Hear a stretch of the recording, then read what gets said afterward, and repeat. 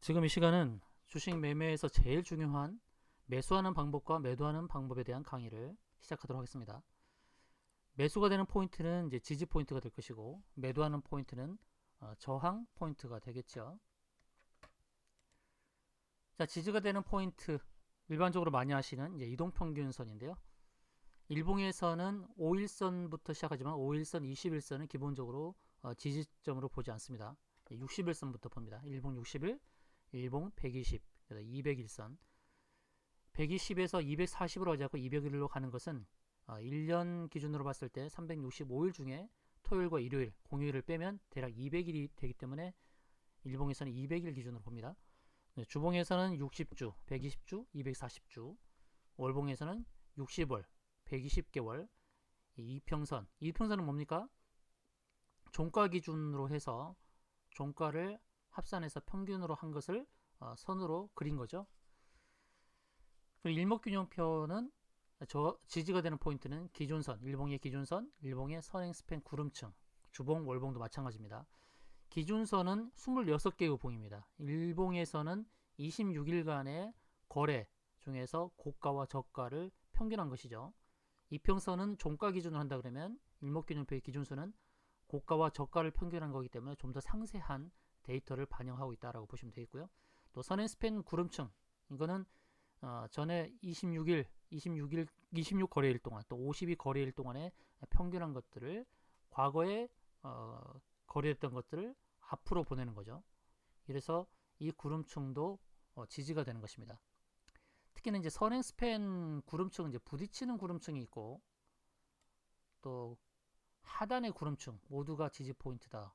이게 뭐냐면 하락하는 주가가 구름층을 만났을 때 구름층 하단이 지지 포인트가 될 뿐만 아니라 지금 하락하는 주가의 왼편에 보이는 구름층 하단도 모두 지지 포인트가 된다. 이건 차트를 보면서 설명을 드릴게요. 그 다음에 매물대가 있고요. 추세선이 있는데 매물대는 일목균형표의 선행스팬 구름층 자체가 매물대이기 때문에 다 포함하고 있다 보시면 되겠고요.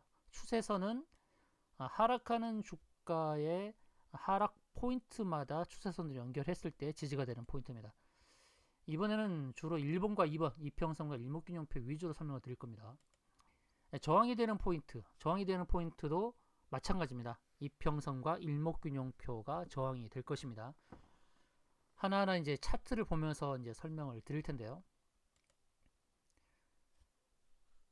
자, 3월 말 기준으로 해서 지지받은 종목과 저항 걸린 종목, 이평선에서 그다음에 일목균형표에서 지지와 저항이 됐던 종목들을 보면서 설명을 드리겠습니다. 차트를 많이 봐야 눈에 익어야 공부가 되는 것이죠. 많은 설명보다는 차트 위주로 보면서 대입을 해보시면 많이 도움이 될 것 같습니다. 먼저 첫 번째 종목 현대약품도 볼게요. 현대약품이 일봉 60선에서 계속해서 지지가 되는 것을 확인할 수가 있죠. 60선이 올 때마다 거기서부터 이제 반등이 나왔던 종목인데, 자, 60선에서 반등이 나왔다 하더라도 100% 신뢰할 수 없는 것은 60선을 깨면 또 하락이 나올 수 있습니다. 그러나 과거의 패턴을 보게 되면 계속해서 60선에서 반등이 나왔다라는 것을 확인할 수가 있다라는 것이고요. 성도 ENG도 보시면 61선에서 계속 반등이 나오죠. 61선에서의 반등이 나오는 것을 확인할 수 있습니다. 60선이 바로 지지가 되는 포인트 되는구나 라는 것을 확인하는 것입니다. 세이브전 INC도 61선에서 반등이 나오는 것을 확인을 할 수가 있습니다. 그리고 61선 하나만 더 볼 텐데요. 아남전자를 볼 텐데요. 아남전자도 61선에서 크게 이제 반등이 나오죠.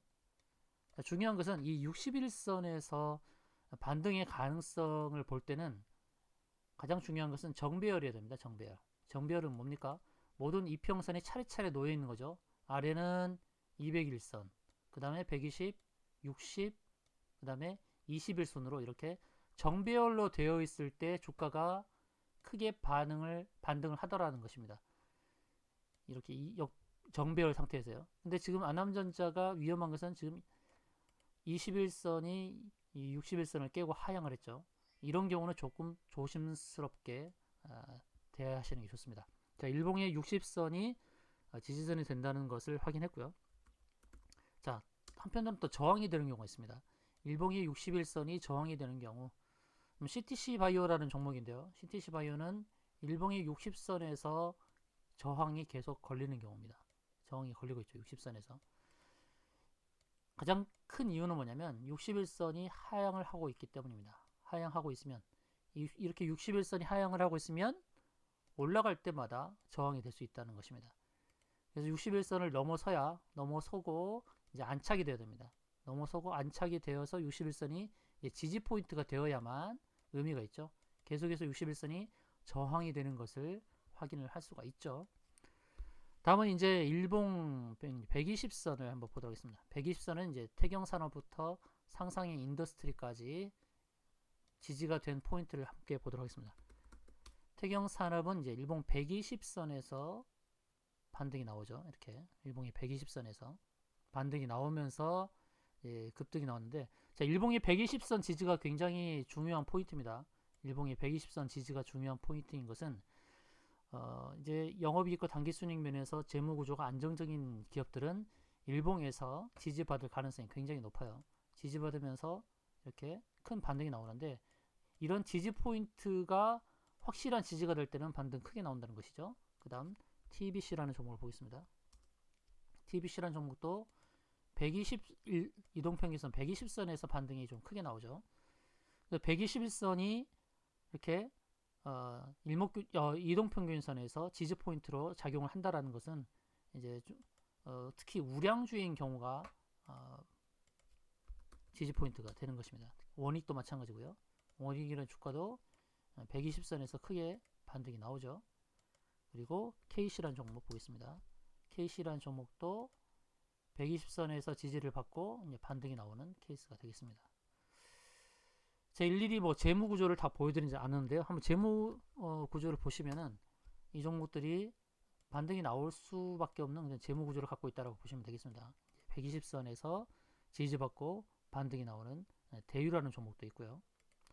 태경산업, TBC, 원익, KC, 대유, 그리고 확인하고자 하는 종목도 MK전자라는 종목이 있는데요. MK전자도 120선에서 계속 지지가 나오면서 반등이 나옵니다. 이 종목도 영업이익이 뭐 1000억 이상 나오고 당기순이익이 700억 정도 나오는데 시가총액이 2400억에 불과하기 때문에 120선이 오면은 굉장히 중요한 매수 포인트가 되고 있다라고 보시면 되겠습니다. 한 종목 더 보겠습니다. 상상인 인더스트리. 상상인 인더스트리 이 종목도 120선이 올 때마다 계속해서 지지 포인트가 되면서 매수로서 작용을 하고 그리고 반등도 크게 나오는 이런 상황을 볼 수가 있습니다. 자, 일봉이 121선이 지지 포인트가 된다라는 것은 확인이 됐고요. 한편으로는 일봉이 120선이 저항이 되는 경우가 있습니다. 자, 저항이 되는 경우 한송네오텍의 주가를 보시면 상승하는 주가가 정확하게 120선에 맞는 것을 볼 수가 있습니다. 그래서 하락한 주가가 상승을 할 때 걸리는 자리가 120선이 되는데, 어떨 때 주로 120선이 저항이 되냐면 120선 아래에 있는 201선에서 지지를 받고 반등을 할 때 이렇게 121선이 저항이 되는 경우가 더러 있습니다. 그래서 120선도 지지가 되면서 한편으로는 저항이 될 수 있는 이평선이다 라고 보시면 되겠습니다. 다음은 201선을 보겠는데요. 201선에 대해서 제가 이렇게 노란색으로 채운 것은 201선 지지는 굉장히 좋은 매수 포인트가 되기 때문입니다. 특히나 재무가 우량한 주식들은 정말 좋은 지지 포인트가 됩니다. 201선 지지가 되는 종목들을 위메이드부터 보도록 하겠는데요.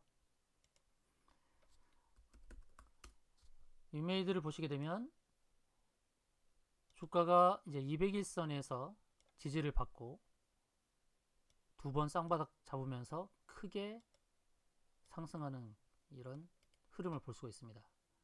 위메이드는 이제 미래의 성장성이 있는 기업이죠.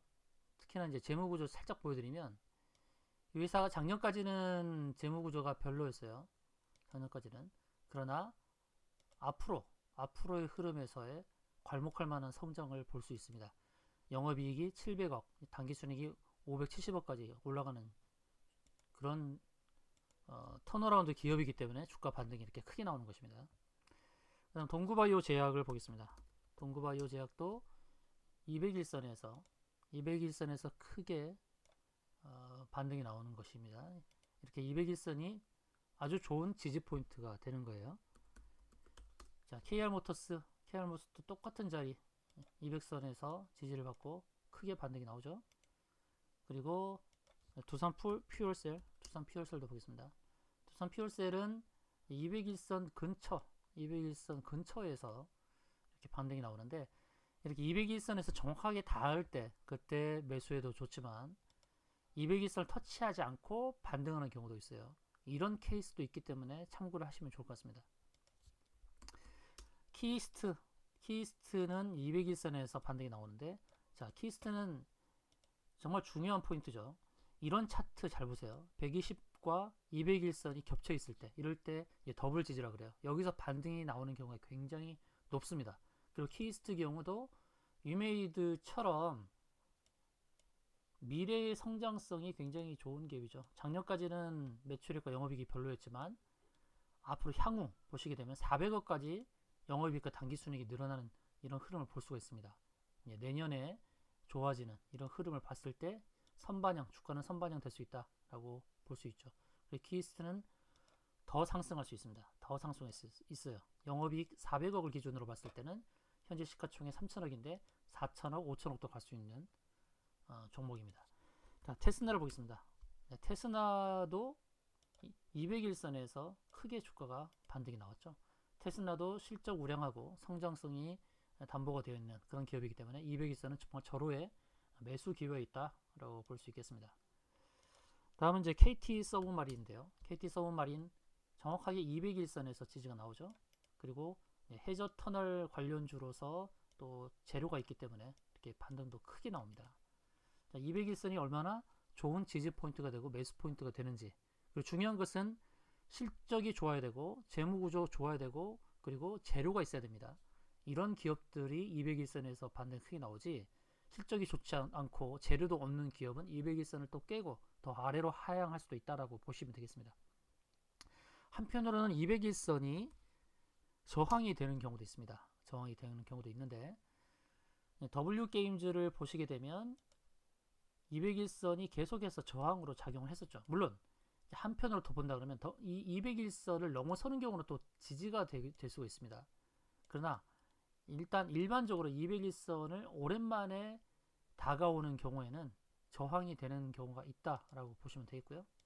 자, 그 다음에 마니커를 보겠습니다. 마니커 주가를 보시게 되면 200일선이 계속 저항으로 작용하고 있습니다. 그래서 200일선 아래에서 하향하고 하단에 있는 주식이 처음으로 200일선을 만날 때는 저항이 되는 것입니다. 200일선의 이 이평선을 설정하지 않는 분들이 꽤 많으세요. 왜냐하면 차트에 기본적으로 되어져 있는 부분에서 200일선이 없는 경우가 있어요. 5일선, 11선, 20, 60, 120 이렇게 디폴트로 되어 있죠. 그래서 저는 5, 20, 60, 120, 200순으로 이렇게 설정을 바꾼 것입니다. 200선을 추가하시는 게 좋아요. 이평선이 200일선이 없으면 이게 저항이 되는지를 알 수가 없습니다.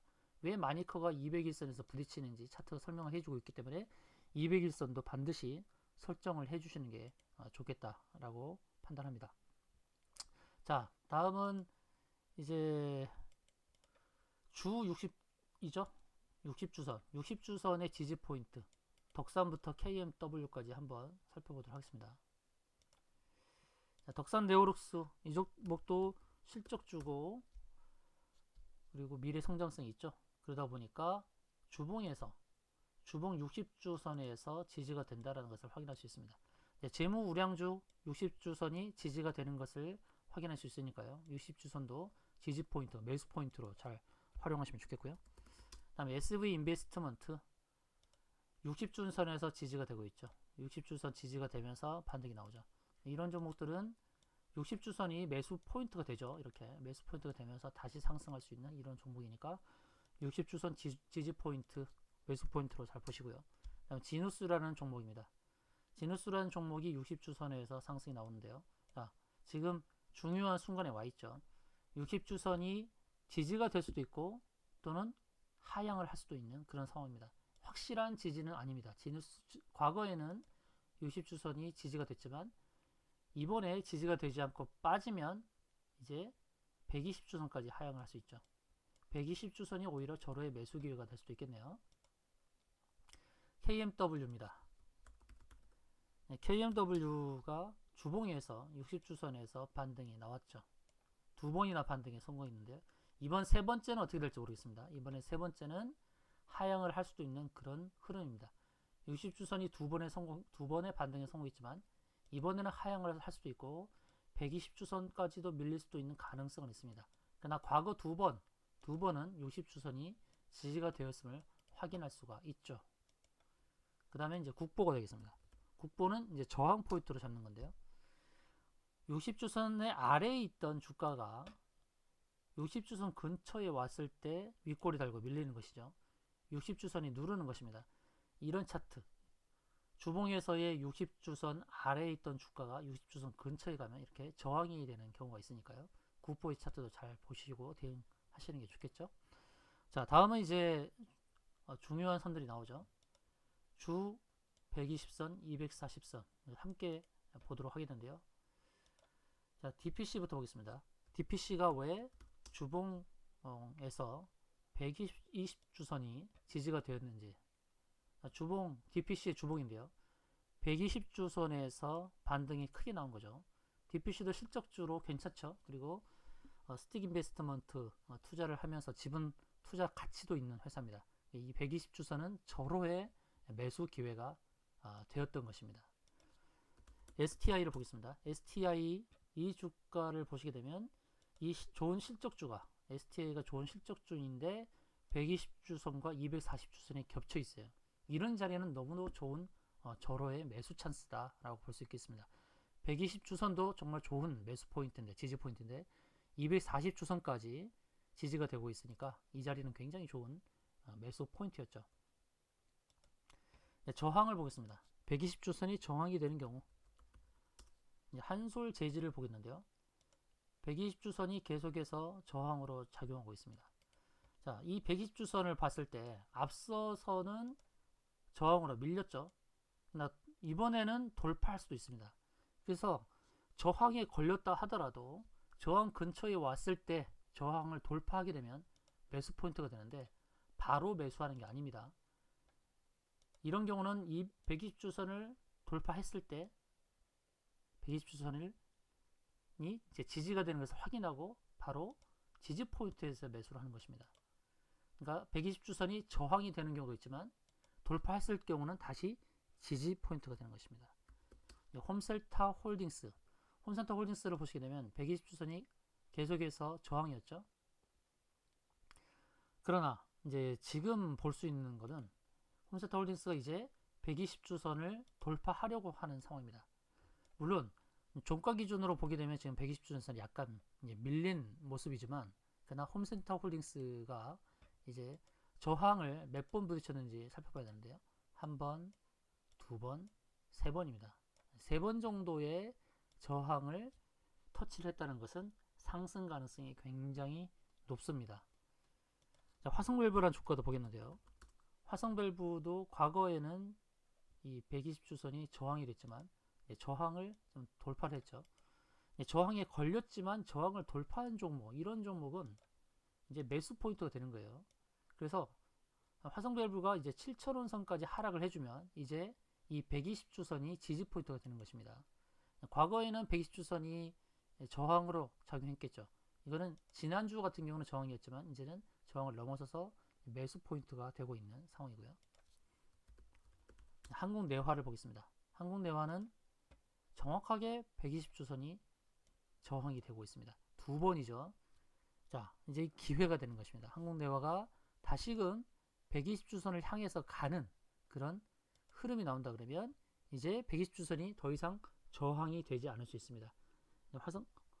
화성밸브가 120주선을 돌파해서 넘어섰듯이 한국내화가 120주선을 돌파할 수 있는 그런 또 기회가 되는 것입니다. 이 주봉의 120주선은 굉장히 지지와 저항으로서 판단하기가 굉장히 좋은 그런 이평선이 되겠는데요. 대명소노 시즌입니다. 대명소노 시즌 120주선이 이제 저항이 되고 있죠. 저항이 되고 있는데 이제 처음 주봉에서 처음 부딪혔습니다만 두 번째, 세 번째 이제 부딪혀가는 흐름에서는 또 이게 돌파가 될 수 있어요. 자꾸 이제 스크린 마커가 강의하는데 지장을 주니까 일단 스크린 마커를 일단 끄고 그냥 설명을 드리도록 하겠습니다. 이제 주봉 240주선을 보겠습니다. 시너지 이노베이션부터 보겠는데요. 시너지 이노베이션 지금 240주선에서 반등이 나오고 있습니다. 240주선과 60주선 더블 지지가 있기 때문에 시너지 이노베이션이 240주선에서 지지가 되고 있는 거 확인할 수 있고요. 바이넥스 최근에 주가가 급락을 했지만 120주선에서 반등이 크게 나온다라고 볼 수 있습니다. 그래서 바이넥스 같은 경우도 120주선에서 정말 절호의 매수 기회가 되었다라고 확인이 되는 것이죠. 다음은 이제 백금 TNA입니다. 백금 TNA가 120주선에서 이제 백금 TNA 이렇게 봐야 돼요. 이제 주봉이죠. 백금 TNA는 지지가 아니라 저항으로 봐야 됩니다. 저항. 120주선에서 저항이 걸리는 현황입니다. 그래서 120주선이 저항이 되고 있는 상황을 보여주고 있고요. 자, 농우바이오라 종목도 120주선에서 걸리고 있죠. 그래서 차트 설정을 하실 때 240주죠. 제가 설명을 잘못 드렸습니다. 백금 TNA가 걸렸던 자리는 240주선입니다. 그래서 주봉에서 설정을 하실 때 디폴트는 120까지밖에 안 나와 있을 거예요. 5, 10, 20, 60 이거를 바꾸세요. 5, 20, 60, 120, 240주로 바꿔서 대응을 하시면 좋습니다. 조금 전에 봤던 농우바이오 240주선 저항, 그리고 YJM 게임즈 역시 240주선이 저항이고요. 뷰웍스도 여기 240주선에서 저항이 걸리죠. 그리고 SG 충방, 이 종목도 SG 충방 저항에 걸렸으나 이제 저항을 돌파한 거죠. 그러니까 저항이 잘 보세요. SG 충방은 240주선을 몇 번이나 부딪혔습니까? 4번, 5번 이렇게 자주 부딪히다 보면 저항벽을 약화시키기 때문에 그 다음은 돌파하는 것입니다. 240주선의 지지와 이제 저항 포인트에 대해서 설명드렸습니다. 다음 설명드릴 것은 이제 월봉입니다. 월봉의 60월선이 지지가 되고 또 저항이 되는 포인트를 살펴보도록 하겠습니다. 먼저 오리콤인데요.